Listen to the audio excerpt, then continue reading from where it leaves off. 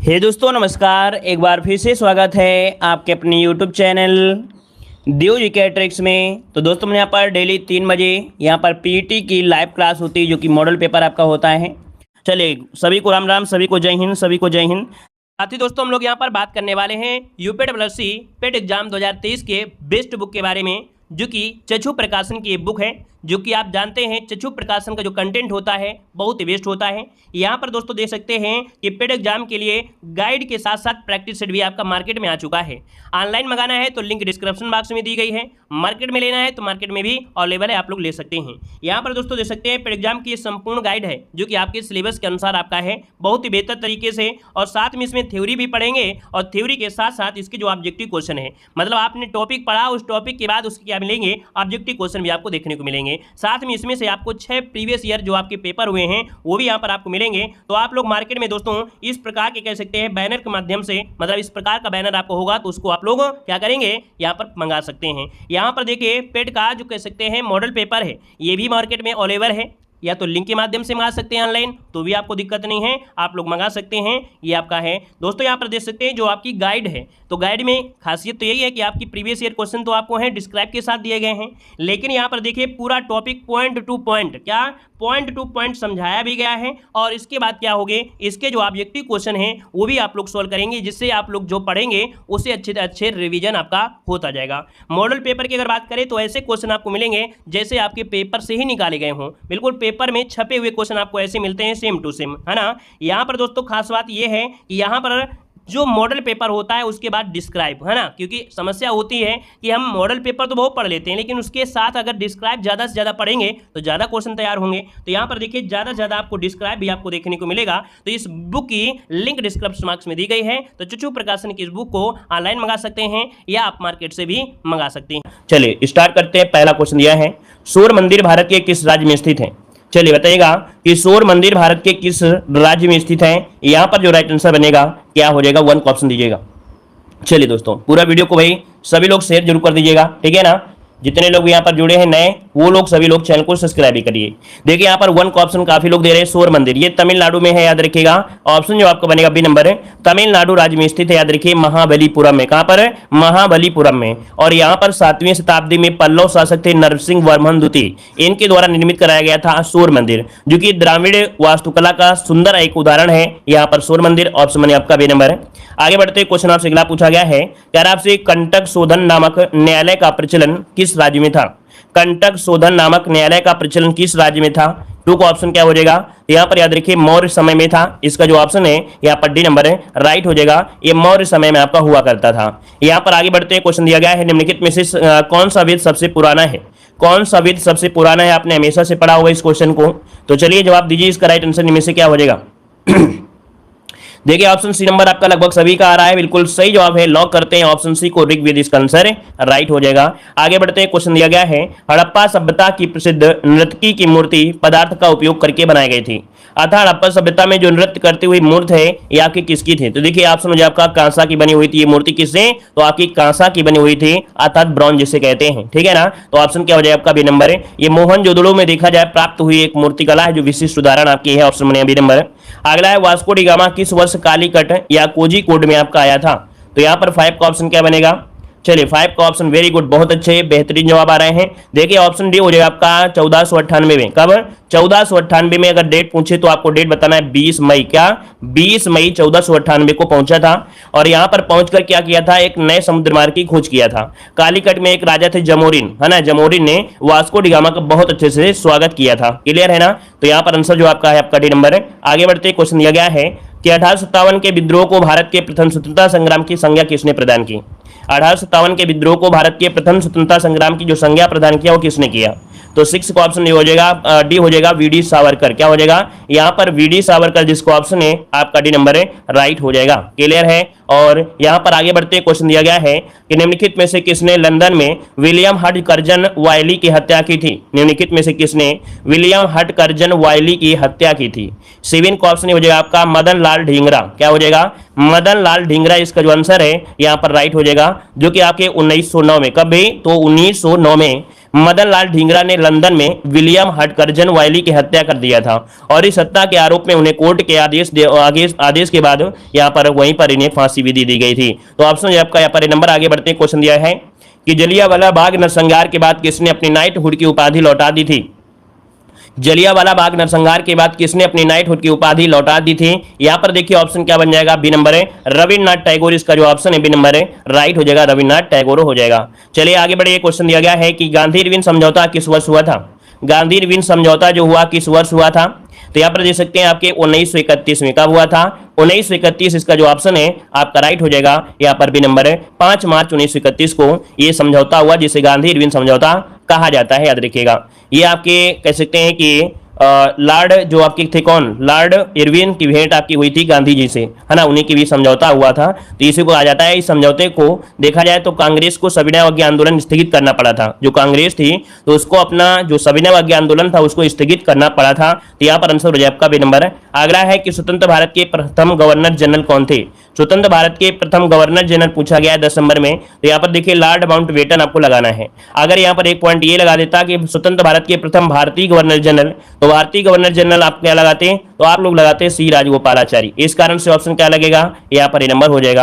अगला है कि निम्नलिखित में से किस देश की सीमा भारत के साथ नहीं लगती है। भारत के साथ नहीं लगती है, क्वेश्चन नंबर 11 बताना है। अच्छा क्वेश्चन है, बेहतरीन क्वेश्चन है, संभावना है कि यहां से क्वेश्चन आपको मिलेंगे। देखिए 11 नंबर की अगर बात करते हैं तो देखो आपका पूछा गया है कि किस देश की सीमा भारत के साथ नहीं लगती है। नेपाल, म्यांमार, बांग्लादेश, लेकिन ईरान के साथ नहीं लगती है। तो ऑप्शन क्या हो जाएगा आपका, बी नंबर है राइट हो जाएगा। आगे बढ़िए, क्वेश्चन दिया गया है नंदा देवी चोटी किस राज्य में स्थित है। नंदा देवी चोटी किस राज्य में स्थित है, 12 नंबर में। ऑप्शन क्या बनेगा, यहाँ पर देखिए ऑप्शन भी हो जाएगा आपके उत्तराखंड में। कहां पर है, आपके उत्तराखंड में है। ऑप्शन क्या बनेगा आपका, बी नंबर है राइट हो जाएगा। देखा जाए ये आपकी काफी सर्वोच्च ऊंची चोटी आपकी है ना। और इसके बाद आगे बढ़ते क्वेश्चन दिया गया है निम्नलिखित में से कौन सा स्थान तांबे की खान के लिए प्रसिद्ध है। कौन सा स्थान तांबे की खान के लिए प्रसिद्ध है, यहाँ पर देखिए 13 नंबर में। चलिए बहुत अच्छे, वेरी गुड, बहुत अच्छे आप लोगों को देखिए जवाब आ रहा है खेतड़ी। बिल्कुल धांसू तैयारी है भाई। देखो खेतड़ी तांबे की आग के लिए जाना जाता है और यह राजस्थान की कहां पर है, राजस्थान में जिला पड़ता है झुंझुनू जिला। कहां पर, झुंझुनू। तो झुंझुनू जिला में आपके स्थित है खेतड़ी। आगे बढ़िए, क्वेश्चन दिया गया है कि 2 घंटे के समयांतराल के लिए देशांतर दूरी के बराबर होती है। देखो यहाँ पर 2 घंटा दिया है, 2 घंटा के लिए आपसे पूछा देशांतर दूरी। हमने आपको बताया था कि आपकी जो पृथ्वी है वो एक अंश में कितना घूमती है, 4 मिनट घूमती है, 4 मिनट घूमती है। तो कह रहा है 2 घंटा आपसे कह रहा है, इसका मतलब ये हुआ कि यहाँ पर आपका कितना हो जाएगा, 120 मिनट हो जाएगा। या तो आप लोग ऐसे कर सकते हैं कि यहाँ पर आपका मालूम है कि 15 अंश में कितना हो गया, 1 घंटा हो गया, तो 30 अंश में 2 घंटा हो जाएगा, है ना, सिंपल सी बात है। तो यहाँ पर बी नंबर इसका राइट हो जाएगा। यहाँ पर 30 अंश को निकालना है 2 घंटा, तो हमने बताया था 30 अंश गुणे 4, क्योंकि पृथ्वी घूमती है, 1 अंश में 4 मिनट, 60 से भाग दे दीजिएगा। तो यहाँ पर 30 दूनी 60, 2 घंटा निकल के आ गया। इसका मतलब ये हुआ 2 घंटा, मतलब ये ऑप्शन आपका सही है। ठीक है, चलिए अगला बताइएगा कि विश्व का सबसे बड़ा महाद्वीप कौन सा है। विश्व का सबसे बड़ा महाद्वीप इनमें से कौन सा है। चलिए 15 नंबर में, तो देखिए यहाँ पर आंसर जो आपका बनेगा डी हो जाएगा। एशिया महाद्वीप क्या है, सबसे बड़ा है। एशिया महाद्वीप सबसे बड़ा है, याद रखिएगा। इसके बाद यहाँ पर अफ्रीका, फिर उत्तरी अमेरिका, दक्षिण अमेरिका, फिर आर्कटिका, फिर यूरोप, फिर लास्ट में कौन आता है, ऑस्ट्रेलिया आता है। अगला भारत में जीएसटी कब लागू हुआ था। भारत में जीएसटी कब लागू हुआ, 16 का ऑप्शन देना है। 16 ऑप्शन क्या हो जाएगा, 1 जुलाई 2017। देखिए यहाँ पर जो गुड्स एंड सर्विसेज टैक्स है ना, वस्तु एवं सेवा कर कहा जाता है, ये भारत में 1 जुलाई 2017 से लागू हुआ था। ऑप्शन मैंने आपका नंबर। आगे है कि आरबीआई का जो मुख्यालय है वो आपके कहाँ पर है। आरबीआई का जो मुख्यालय है वो आपके कहाँ पर है। चलिए क्वेश्चन नंबर 17 जवाब देना है। क्वेश्चन नंबर 17 जो ऑप्शन है आपके, देखिए आपका आरबीआई का मुख्यालय कहाँ पर है, आपके मुंबई में है दोस्तों। कहाँ पर है, ऑप्शन जो आपका आ रहा है 17 नंबर में, वो आपका सी नंबर इसका राइट हो जाएगा। क्लियर है, आगे बढ़िए। क्वेश्चन आपसे अगला पूछा गया है कि भारतीय मुद्रा का नया प्रतीक जिसने डिजाइन किया था वो कौन था। भारतीय मुद्रा का जो डिजाइन यहाँ पर तैयार किया था, इसका नाम आपको बताना है। तो चलिए बताइएगा, यहाँ पर ऑप्शन क्या हो जाएगा 18 नंबर में, उदय कुमार। बिल्कुल सही जवाब आ रहा है। देखिए ऑप्शन यहाँ पर हो जाएगा आपका सी नंबर, उदय कुमार इसका आंसर जो है वो आपका राइट हो जाएगा, है ना। यहाँ पर आगे बढ़ते हैं, क्वेश्चन आपसे अगला पूछा गया है, कह रहा है भारत में योजना आयोग का गठन किस वर्ष किया गया था। भारत में योजना आयोग का गठन जो किया गया वो किस वर्ष किया गया। क्वेश्चन नंबर 19 लॉक करना है। तो यहाँ पर देखिए आपका जवाब हो जाएगा आपका बी नंबर 1950 में। कब किया गया था, तो 15 मार्च, डेट याद रखिए 15 मार्च, क्योंकि डेट भी पूछ सकता है। तो 15 मार्च 1950 को इसकी शुरुआत की गई थी। ठीक है, और यहाँ पर 1 जनवरी 2015 से योजना आयोग हट गया है, अब उसकी जगह नीति आयोग आ गया है। अगला है प्रधानमंत्री मुद्रा कोष लाख तक मुद्रा ऋण दे सकता है या प्रदान कर सकता है। प्रधानमंत्री मुद्रा योजना दिया गया है, इसके तहत याद रखिएगा आपका 10 लाख रुपए तक मुद्रा ऋण प्रदान करता है। मतलब ऑप्शन जो आपका है यहाँ पर ए नंबर इसका राइट हो जाएगा। और इस योजना की शुरुआत जो किया किसने किया था, तो इसकी शुरुआत 2015 को नई दिल्ली में आपके प्रधानमंत्री जी के द्वारा किया गया था। तो यहाँ पर आगे बढ़ते हैं, क्वेश्चन आपसे दिया गया है कि भारत में किस राज्य का लोकसभा और राज्यसभा में प्रतिनिधित्व सर्वाधिक है। चाहे वो लोकसभा हो चाहे राज्यसभा, सर्वाधिक प्रतिनिधि आपके कहाँ से हैं, तो यहाँ पर आपके कहाँ से, उत्तर प्रदेश से। अच्छा ये बताइए लोकसभा में सीटें कितनी आपकी हैं, लोकसभा में आपकी 80 सीटें हैं और राज्यसभा में सीटें पूछे तो क्या बताएंगे, तो राज्यसभा में आप 31 बताएंगे, है ना। तो इस प्रकार से सर्वाधिक सीटें आपके उत्तर प्रदेश की हैं। अगला, राष्ट्रपति 5 वर्ष तक अपने पद पर रह सकता है, कब से रह सकता है, चलिए कब से रह सकता है, तो अपने पद ग्रहण के दिन से रह सकता है। मतलब 5 वर्ष तक यहाँ पर अपने पद ग्रहण के दिन से इसको जोड़ा जाता है। ऑप्शन बनेगा आपका सी नंबर। अगला है, भारत में कार्यपालिका से न्यायपालिका का पृथककरण किसके व्यादेशित यहाँ पर है। मतलब कार्यपालिका से न्यायपालिका आर्टिकल नंबर 50 में दिया गया है और आर्टिकल नंबर 50 आपकी किस में आएगा, तो नीति निर्देशक तत्व में आएगा। मतलब ऑप्शन जो आपका दिया गया है यहाँ पर आपका बी नंबर है राइट हो जाएगा। क्लियर है ना, क्लियर है। चलिए यहाँ पर आगे बढ़ते हैं, क्वेश्चन दिया गया है कि वे विषय जिन पर केंद्र और राज्य दोनों कानून बना सकती हैं वो आपकी कौन सी सूची होती है। ऐसी सूची कौन सी होती है जिसमें यहाँ पर केंद्र और राज्य दोनों कानून बना सकें, तो ये होती है आपकी कौन सी, ऑप्शन सी समवर्ती सूची होती है। समवर्ती सूची जो कि ऑस्ट्रेलिया से ली गई है ना। और यहाँ पर आंसर जो आपका बनेगा सी नंबर है राइट हो जाएगा। चलिए आगे बढ़ते हैं, क्वेश्चन आपसे दिया गया है कह रहे लोकसभा के कम से कम कितने सत्र बुलाए जाते हैं। चलिए लोकसभा के कम से कम कितने सत्र बुलाए जाते हैं, यहाँ पर जवाब देना है। दोस्तों वीडियो को लाइक करिएगा, फुल सपोर्ट करिए, आप लोगों का सपोर्ट अच्छा रहता है तो हमें भी अच्छा लगता है। तो जितने लोग यहाँ पर नए जुड़े हैं चैनल को सब्सक्राइब कर लीजिएगा, जो लोग यहाँ पर अभी तक वीडियो को लाइक नहीं किए हैं तो वीडियो को भी लाइक करिएगा, ठीक है। सभी लोग यहाँ पर सपोर्ट जरूर करें। देखिए 25 नंबर की अगर बात करें तो ऑप्शन क्या हो जाएगा, वर्ष में 2 बार। कितने, वर्ष में 2 बार, क्योंकि ऑप्शन है बी नंबर। अगला है कह रहे समतल दर्पण द्वारा बनने वाला प्रतिबिंब जो सदैव होता है कैसा होता है। समतल दर्पण द्वारा बनने वाला जो प्रतिबिंब होता है वो कैसा होता है। 26 का ऑप्शन जो बनेगा राइट क्या हो जाएगा, तो 26 का ऑप्शन भी हो जाएगा आपका। याद रखिए समतल दर्पण में जो प्रतिबिंब होता है वो सीधा बनता है, क्योंकि यहाँ पर दिया गया है समतल दर्पण दिया गया है, ठीक है ना। क्लियर है, आगे बताइएगा।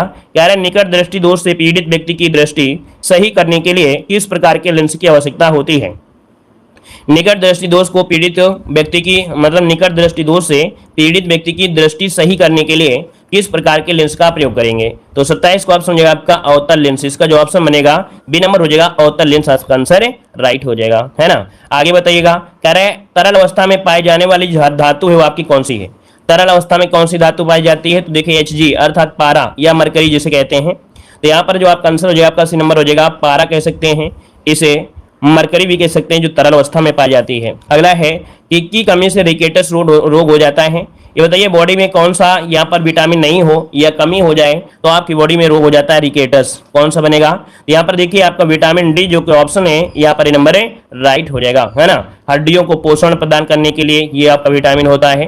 तो आगे बढ़िए, क्वेश्चन आपसे दिया गया है कि चिकित्सा विज्ञान की वह शाखा जो गुर्दे से संबंधित है। चिकित्सा विज्ञान की वह शाखा जो गुर्दे से संबंधित है, 30 नंबर ऑप्शन क्या हो जाएगा, तो यहाँ पर देखो नेफ्रोलॉजी कहते हैं, क्या बोलते हैं, नेफ्रोलॉजी। यहाँ पर जो आंसर है 30 नंबर का ऑप्शन बनेगा आपका डी नंबर। आगे बढ़िए, क्वेश्चन आपसे अगला पूछा गया है प्रत्यक्ष शब्द का विलोम इनमें से क्या होता है। प्रत्यक्ष का विलोम बताना है दोस्तों। यहाँ पर जो आपका आंसर राइट हो जाएगा क्या हो जाएगा, प्रत्यक्ष का विलोम क्या बन जाएगा। चलिए बहुत अच्छे, वेरी गुड। देखिए काफी लोगों के जवाब आ रहे हैं 36 नंबर में, और ऑप्शन बनेगा बी नंबर। याद रखिएगा परोक्ष होता है, प्रत्यक्ष क्या होता है, परोक्ष होता है। ऑप्शन क्या बन गया, बी नंबर आपका राइट हो गया। आगे बताइएगा, अनेक शब्दों के लिए एक शब्द आपको बताना है। यहाँ पर कह रहा है विकल्प में से कौन सा गलत दिया गया है, कौन सा गलत दिया गया है 37 नंबर में। चलिए देखिए आपसे यहाँ पर दिया गया है जंगल में लगने वाली आग को हम लोग दावानल कहते हैं। आगे की सोचने वाले को अग्र सोची कहते हैं, अग्रगामी नहीं कहते हैं, अग्र सोची कहते हैं ना, अग्र सोची कहते हैं। इसका मतलब ऑप्शन बी गलत हो गया। समुद्र में आग लगने वाली बड़वाग्नि और पेट में लगने वाली जठराग्नि होती है। अगला कमल का पर्यायवाची इनमें से क्या हो जाएगा, तो देखिए भाई कमल का पर्यायवाची की अगर बात करें 38 नंबर में तो ऑप्शन क्या हो जाएगा 38 नंबर में, 38 नंबर में डी हो जाएगा, इंद्रिवर होता है। क्या होता है, इंद्रिवर होता है। यहाँ पर आपका आंसर 38 नंबर में बिल्कुल सही जवाब है, इंद्रिवर। ठीक है, और भी आपके पर्यायवाची होते हैं, है ना, क्योंकि कमल के पर्यायवाची काफी पूछे जाते हैं, जबकि आपको मालूम भी होना चाहिए। राजीव, अंबुज, कमल, है ना, पंकज हो गया, जलज हो गया, सरोज, नीरज, है ना। आगे बताइएगा कि वैदेही वनवास किसकी रचना है। वैदेही वनवास किसकी रचना है 39 नंबर में। तो आपका जवाब इनमें से क्या हो जाएगा? यहाँ पर देखिए वैदेही वनवास है, अयोध्या सिंह उपाध्याय। चलिए 39 नंबर यहाँ पर बिल्कुल सही है, अयोध्या सिंह उपाध्याय हरियौध जो आपके हैं। ऑप्शन क्या बनेगा यहाँ पर? आपका ये नंबर राइट हो जाएगा। क्लियर है? इनकी और भी आपकी रचनाएं, जैसे आपका हो गया चोखी चौबदे, क्या चोखी चौबदे, प्रिय प्रवास, कल्पलता, परिजात, ये इनके काफी महत्वपूर्ण आपकी रचनाएं हैं। अगला है नाक का बाल होना, मुहावरे का अर्थ क्या होता है? नाक का बाल होना मतलब क्या होता है? अधिक प्रिय होना। ऑप्शन क्या बनेगा? सी नंबर आपका राइट हो जाएगा। भारतीय राज्य में गमोचा एक सांस्कृतिक प्रतीक है। देखो यहाँ पर दिया गया गमोचा, ये एक सांस्कृतिक प्रतीक है। 61 नंबर का जो ऑप्शन बनेगा सी हो जाएगा। असम का है, कहाँ का है? असम का। इसका जो ऑप्शन बनेगा सी नंबर हो जाएगा। अगला कौन सा राज्य हरियाणा के साथ अपनी सीमा साझा नहीं करता है? तो देखिए हरियाणा के साथ सीमा साझा नहीं करता है 62 नंबर में। देखिए आपका उत्तर प्रदेश करता है, हिमाचल प्रदेश करता है, राजस्थान करता है, लेकिन मध्य प्रदेश नहीं करता है ना। हरियाणा के साथ मध्य प्रदेश का दूरी दूरी तक कोई मतलब आपका नहीं है। तो ऑप्शन क्या हो जाएगा यहाँ पर? आपका बी हो जाएगा। अगला है यूनेस्को का मुख्यालय कहाँ पर है? यूनेस्को का मुख्यालय कहाँ पर है 63 नंबर में? तो आपका जवाब क्या हो जाएगा? पेरिस में है दोस्तों। कहाँ पर है आपका? पेरिस। इसका जो ऑप्शन है राइट हो जाएगा। क्या? सी नंबर इसका राइट हो जाएगा, है ना। और यहाँ पर आगे बढ़ते क्वेश्चन दिया है, निम्नलिखित में से किस विषय पर नोबेल पुरस्कार नहीं दिया जाता है? चलिए देखिए यहाँ पर आपका 64 नंबर में आपने कई बार पढ़ा होगा, यहाँ पर आपका गणित, है ना, गणित में नोबेल पुरस्कार नहीं दिया जाता है। तो दिया क्या जाता है नोबेल पुरस्कार? मतलब गणित के लिए जो सर्वोच्च पुरस्कार होता है वो क्या होता है, यहाँ पर बताइएगा। वेरी गुड, बहुत अच्छे, वेलकम है। देखो गणित का लिए एबेल पुरस्कार होता है। क्या होता है? एबेल पुरस्कार दिया जाता है, जो कि सर्वोत्तम होता है। भूटान के राष्ट्रीय पक्षी का नाम बताइएगा। भूटान के राष्ट्रीय पक्षी का नाम 65 नंबर में। तो 65 का ऑप्शन क्या बन जाएगा? 65 का ऑप्शन देखिए काला कौवा है दोस्तों, याद रखिएगा। भूटान का जो राष्ट्रीय पक्षी है वो आपका कह सकते हैं ऑप्शन डी हो जाएगा, काला कौवा। काला कौवा याद रखिएगा। और इसे इंग्लिश में बोलते हैं रविन। क्या बोलते हैं? रविन बोल देते हैं। अगला है सोमनाथ मंदिर किस राज्य के तट पर स्थित है? सोमनाथ मंदिर किस राज्य के तट पर है 66 नंबर में? चलिए बताइएगा। राधे राधे भाई, राधे राधे। देखिए 66 का ऑप्शन डी हो जाएगा आपकी गुजरात के तट पर है, जो कि ऑप्शन बनेगा यहाँ पर डी नंबर है राइट हो जाएगा। ये आपका जो सोमनाथ मंदिर है वो भगवान शिव को समर्पित है। ऑप्शन क्या बनेगा? डी नंबर है राइट हो जाएगा। आगे बढ़ते हैं, प्रतिवर्ष अंतर्राष्ट्रीय परिवार दिवस कब मनाया जाता है? प्रतिवर्ष अंतर्राष्ट्रीय परिवार दिवस पूछा गया है। तो 67 का ऑप्शन डी हो जाएगा आपके 15 मई को मनाते हैं। कब मनाते हैं? 15 मई को मनाते हैं, याद रखिएगा। और 2022 में इस दिवस का मुख्य विषय रहा था कि परिवार और शहरीकरण। क्या विषय रहा था 2022 में? ये रहा था कि परिवार और शहरीकरण। ये 2022 का क्या रहा है? दिवस रहा है। आगे बढ़िए, क्वेश्चन दिया गया है कि पुस्तक sunrise over Ayodhya national hood in our times नामक जो पुस्तक लिखा है, किसने लिखा है? पुस्तक sunrise over Ayodhya nationhood in our times जो पुस्तक लिखा है वो किसने लिखा है? तो 68 का ऑप्शन भी हो जाएगा आपका सलमान खुर्शीद। कौन है? सलमान खुर्शीद। इसका जो ऑप्शन है यहाँ पर आपका बी नंबर है राइट हो जाएगा। और ये केंद्रीय पूर्व केंद्रीय मंत्री और कांग्रेस के नेता आपके रह चुके हैं। आपका आ गया करंट अफेयर से कि गणतंत्र दिवस पर किस एकमात्र भारतीय मूल के व्यक्ति को पद्म विभूषण प्रदान करने की घोषणा की गई है? चलिए यहाँ पर जवाब देना है, आपका जो आंसर है इनमें से राइट क्या हो जाएगा? 61 नंबर की अगर बात करते हैं तो ऑप्शन बी नंबर इसका राइट हो जाएगा। याद रखिएगा श्रीनिवास वर्धन। क्या हो जाएगा? यहाँ पर आंसर बी हो जाएगा, श्रीनिवास वर्धन इसका आंसर है राइट हो जाएगा। और आगे बढ़ते क्वेश्चन आपसे अगला पूछा गया है कि भारत द्वारा किस देश के साथ 100 से अधिक चीते प्राप्त करने का समझौता किया गया है? देखिए 62 की अगर बात करते हैं तो ऑप्शन में से क्या हो जाएगा? तो ऑप्शन यहाँ पर बी हो जाएगा, दक्षिण अफ्रीका से। कहां से? दक्षिण अफ्रीका के साथ 100 से अधिक चीते प्राप्त करने के लिए समझौता यहाँ पर किया गया है। ऑप्शन बी इसका राइट हो जाएगा। और आगे बढ़िए, क्वेश्चन दिया गया है कि भुगतान की आधुनिक तकनीकी T+1 सेटलमेंट सिस्टम कहां लागू किया गया है? यहाँ पर 63 की अगर बात करते हैं तो ऑप्शन में से क्या हो जाएगा दोस्तों? ये शेयर बाजार में। क्या? यहाँ पर आंसर बी हो जाएगा कि सभी शेयर बाजारों पर लागू किया गया है T1 सेटलमेंट व्यवस्था। यहाँ पर आंसर आपका बी नंबर है राइट हो जाएगा। आगे बढ़िए, क्वेश्चन आपसे अगला पूछा गया है कि केंद्रीय मंत्री अमित शाह द्वारा देश के 7वें राष्ट्रीय फॉरेंसिक विज्ञान विश्वविद्यालय की आधारशिला कहाँ रखी गई है? चलिए 64 की अगर हम बात करें तो आंसर क्या हो जाएगा 64 नंबर में? तो दोस्तों ये रखी गई है आपके कर्नाटक में। कहां पर रखी गई है? कर्नाटक। इसका ऑप्शन आपका ये नंबर है राइट हो जाएगा। और आगे बढ़िए, क्वेश्चन आपसे अगला पूछा गया है ऑस्ट्रेलियन ओपन 2023 का पुरुष एकल वर्ग का खिताब किसने जीता है? चलिए ऑस्ट्रेलियन ओपन 2023 का पुरुष एकल वर्ग का खिताब किसने जीता है? 65 को ऑप्शन लॉक करना है। यहाँ पर आंसर क्या हो जाएगा? देखिए 65 की अगर बात करते हैं तो ऑप्शन बनेगा सी नंबर है नोवाक जोकोविच। क्या है तो ये है आपके नोवाक जोकोविच। कभी कभी पूछ लेता है ये कहाँ के आपके प्लेयर हैं, तो आपके सर्बिया के, कहाँ के हैं, सर्बिया के हैं। तो दोस्तों यहाँ पर दिया ऑस्ट्रेलियन ओपन, लेकिन यहीं पर एक हो जाता फ्रेंच ओपन, है ना। तो फ्रेंच ओपन 2023 भी आपके नोवाक जोकोविच ने ही जीता है। आगे बढ़िए, क्वेश्चन आपसे अगला पूछा गया है कि दक्षिण अफ्रीका में आयोजित मतलब 19 महिला T20 विश्व कप 2023 की विजेता टीम इनमें से कौन है। चलिए, दक्षिण अफ्रीका में आयोजित अंडर 90 महिला T20 विश्व कप 2023 की मेजबानी टीम कौन सी है। चलिए यहां पर जवाब देना है। यहां पर 66 की अगर बात कर लेते हैं तो ऑप्शन बनेगा बी नंबर है, ये आपके भारत है। कौन है, ऑप्शन बी नंबर है भारत, इसका आंसर है, राइट हो जाएगा। और आगे बढ़िए, क्वेश्चन आपसे अगला पूछा गया है कि 15वें हॉकी विश्व कप 2023 की उपविजेता टीम कौन सी है। यहाँ पर 67 की अगर बात करते हैं तो ऑप्शन में से क्या हो जाएगा।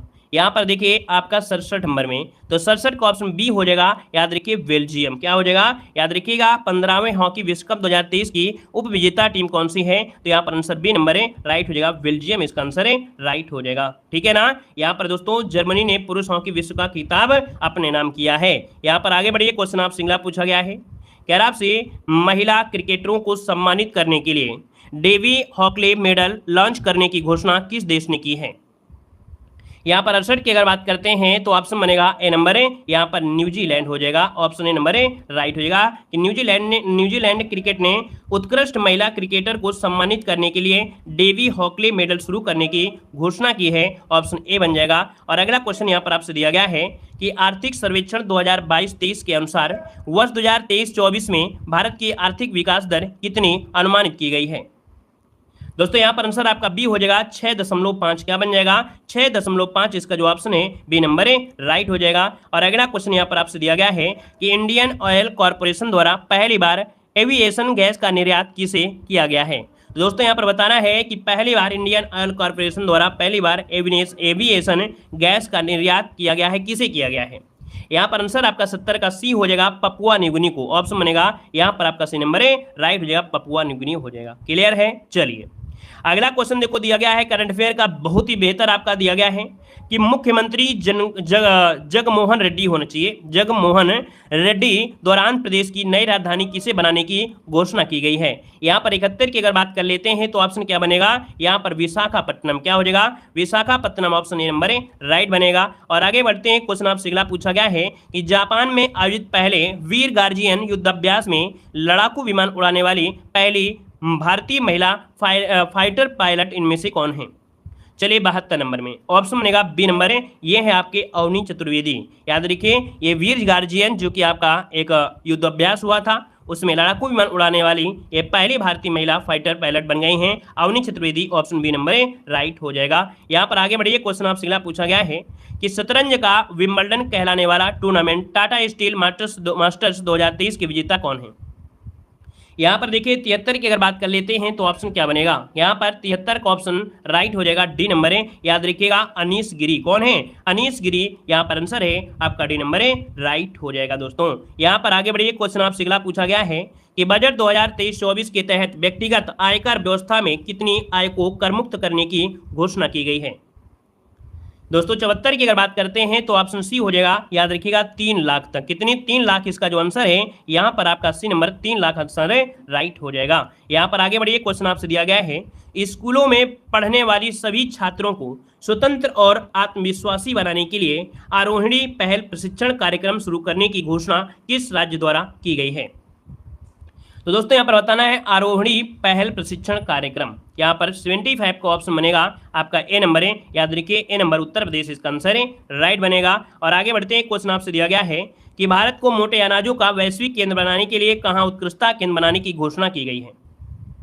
76 की अगर बात कर लेते हैं तो ऑप्शन में से क्या हो जाएगा, 76 नंबर में ऑप्शन बनेगा बी नंबर है, याद रखिए हैदराबाद में। कहां पर है, हैदराबाद में भारतीय मोटा अनाज अनुसंधान संस्थान को यहां पर कह सकते हैं बढ़ावा दिया जाएगा, ऑप्शन बी बनेगा। अगला क्वेश्चन यहां पर दिया गया है यूनेस्को ने किस देश के ओडेसा शहर को खतरे में एक विश्व धरोहर स्थल के रूप में सूचीबद्ध किया है। 77 की अगर बात करते हैं दोस्तों, ये है आपका यूक्रेन। ठीक है, क्या है, यूक्रेन, इसका ऑप्शन आपका नंबर है, राइट बनेगा। और अगला क्वेश्चन आपसे दिया गया है कि बजट 2023-24 में प्रारंभ की गई प्रमुख योजना इनमें से कौन है। 78 की अगर बात करते हैं दोस्तों, ऑप्शन डी हो जाएगा यहाँ पर उपयुक्त में से सभी, अर्थात प्रधानमंत्री कौशल विकास योजना 4.0, प्रधानमंत्री पीवीटीजी विकास मिशन और आकांक्षी प्रखंड कार्यक्रम, मतलब ऑप्शन डी नंबर राइट हो जाएगा। यहाँ पर अगला क्वेश्चन आपसे दिया गया है, कह रहा आपसे कि निशोक यूके द्वारा किसे लाइफ टाइम अचीवमेंट ऑनर पुरस्कार 2023 प्रदान करने की घोषणा की गई है। यहाँ पर निशो यूके द्वारा किसे लाइफ टाइम अचीवमेंट ऑनर पुरस्कार 2023 प्रदान करने की घोषणा की गई है। 79 का ऑप्शन यहाँ पर राइट आंसर ये हो जाएगा डॉक्टर मनमोहन सिंह को, ऑप्शन बनेगा ये नंबर है डॉक्टर मनमोहन, इसका आंसर है राइट हो जाएगा दोस्तों। चलिए यहाँ पर अगला क्वेश्चन दिया गया है कि अंतर्राष्ट्रीय सौर गठबंधन का नवीनतम हस्ताक्षरकर्ता राष्ट्र इनमें से कौन बन गया है। चलिए, अंतर्राष्ट्रीय सौर गठबंधन का नवीनतम हस्ताक्षरकर्ता राष्ट्र इनमें से कौन है। 80 का ऑप्शन बनेगा यहाँ पर ए नंबर है, याद रखिए कांगो गणराज्य, क्या हो जाएगा कांगो गणराज्य, जिसको ऑप्शन ए नंबर है राइट। अगला यहाँ पर देखो गद्यांश दिया गया है, गद्यांश में आपको क्या दिया गया है, कह रहे हैं सारा संसार नीले गगन के तले अनंत काल से रहता आया है, हम थोड़ी दूरी पर ही देखते हैं कि क्षैतिज तक जहां धरती आकाश हमें मिलते दिखाई देते हैं, लेकिन जब वहां पहुंचते हैं तो यह नजारा आगे खिसक जाता है। ये तो आपने देखा होगा, ऐसा लगता है कि नहीं पृथ्वी का किनारा वहां पर है, गोल गोल है, जब वो जैसे जाएंगे वो पृथ्वी आपको बिल्कुल और आगे बढ़ता चला जाएगा, है ना। तो ये बिल्कुल सिंपल सा आपका गद्यांश था, कोई दिक्कत इसमें नहीं है, चाहो तो आप लोग सॉल्व कर सकते हो। यहाँ पर देखो दिया है क्षितिज किसे कहते हैं, क्षितिज किसे कहा जाता है, क्षितिज किसे कहते हैं, तो जहां धरती और आसमान मिले हुए दिखाई देते हैं वही आपका क्षितिज होता है ना। अगला है कि बर्नार्ड शॉ ने जीवन की उपमा किससे दी गई है। बर्नार्ड शॉ ने जीवन की उपमा किससे दिया है, तो ये दिया है आपके यहाँ देखिए खुली पुस्तक से दिया है, ऑप्शन ए हो जाएगा। अगला है हम बहुत बड़ा अन्याय कर रहे होते हैं यदि, हम बहुत बड़ा अन्याय कर रहे होते हैं यदि, या देखिए यदि किसी को जीने का अधिकार नहीं देते हैं तो, यहाँ पर आंसर आपका सी बनेगा। अगला है प्रकृति और खुला आसमान बता रहे हैं कि हमको क्या होना चाहिए, हमको जीने का एक हक है और सबको जीना चाहिए। अगला आसमान हमें दिलाता है, क्या दिलाता है, तो आसमान क्या दिलाता है, भय से छुटकारे का आश्वासन दिलाता है, ये गद्यांश में आपको दिया गया है।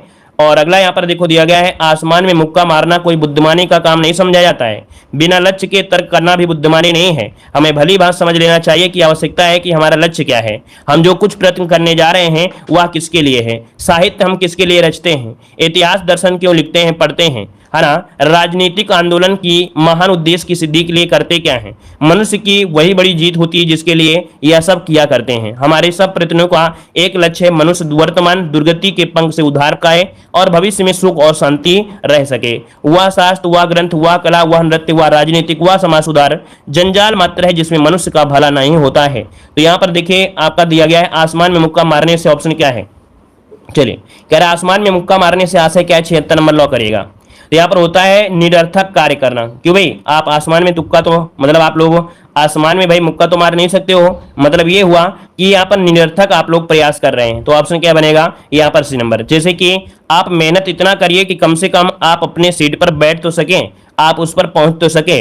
भाई पीटी एग्जाम आप तैयारी कर रहे हैं तो आप इतनी तैयारी तो कर लें कि जिस वैकेंसी के लिए आप तैयारी कर रहे हो, क्योंकि ये तो प्री आपका एग्जाम है, आने वाला जो दूसरा वही तो मेन होगा ना, तो कम से कम इतनी मेहनत करिए कि आप अगले एग्जाम में तो बैठ पाए, है कि नहीं। चलिए अगला है बुद्धिमानी नहीं है, कह रहा है बुद्धिमानी नहीं है, किस चीज की बुद्धिमानी नहीं है, तो यहाँ पर देखिए कह रहा है आसमान में मुक्का मारना कोई बुद्धिमानी नहीं होती है। अगला यहाँ पर दिया गया है, कह रहा है कि साहित्य कला नृत्य आदि व्यर्थ हैं यदि उसमें क्या ना पाया जाए, साहित्य कला नृत्य ये सभी क्या है व्यर्थ हैं यदि उसमें क्या ना मिले, मनुष्य का हित ना हो सके, ऐसे हित के लिए क्या आवश्यक है ना, तो मनुष्य का हित ना हो सके ऐसी शिक्षा, और ऐसा कह सकते हैं कि ऑप्शन डी हो जाएगा। अगला है कि अन्न वस्त्र आदि की समस्याएं हल हो सकती हैं, अन्न और वस्त्र की समस्याएं हल हो सकती हैं, कैसे हल हो सकती हैं, यहाँ पर देखिए आपके सामाजिक सुधारों से, यहाँ पर आंसर भी हो जाएगा मनुष्य के लिए प्रकृति द्वारा तय कामों में नहीं है।